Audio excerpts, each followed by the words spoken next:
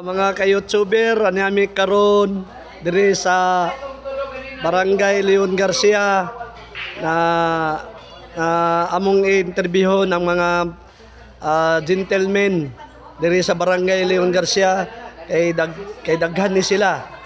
Kabuok man among siyang pangutan-on ngano nagtukod sila aning grupuha sa gentlemen.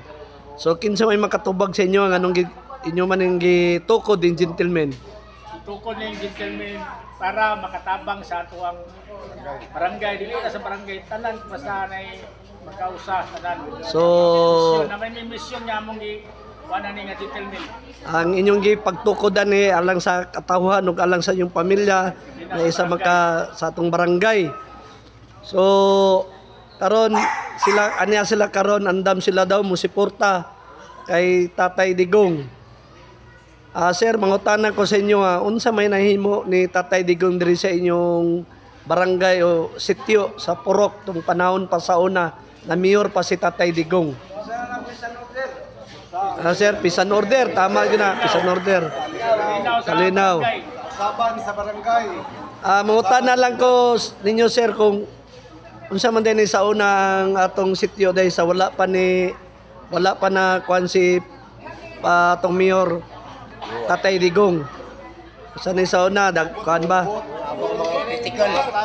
May tawag barangay tatay nga kay gubot. Karon So mingaw na karon.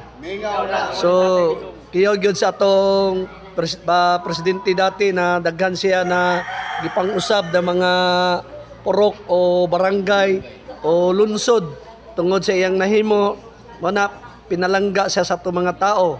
So sir, unsa may kaistorya ninyo na atong former president Tatay Digong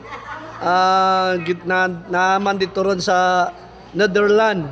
Unsay kasulti ninyo ana na hitabo dili ba mo wala ba mo nasakitan o naguol ba mo o unsa ba? Balik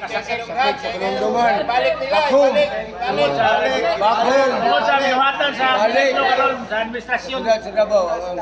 So nanawagan gyud mo na ibalik gyud ang atong ibalik gyud ato sa Tatay Digong.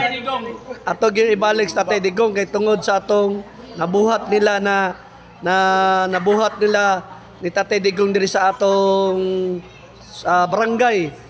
O yang serbisyo sa Davao Para mahuman ang among coastal road, wala pa nahuman So sir, mao ning Costa Road na project nila sir. So tanawon sa nato ang Costa Road mao ning Costa Road na gihimo ni Tatay Digong sa wala pa sa ni baba sa katungdanan bilang presidente. So naana sa amo kung unsa ka dako ni unsa ka taas. So nalipay ang mga katawan diri sa Barangay Leon Garcia ay mao ni ang project na gihimo sa atong amahan nato atong amahan. So ani nagpasalamat kaninyong tanan.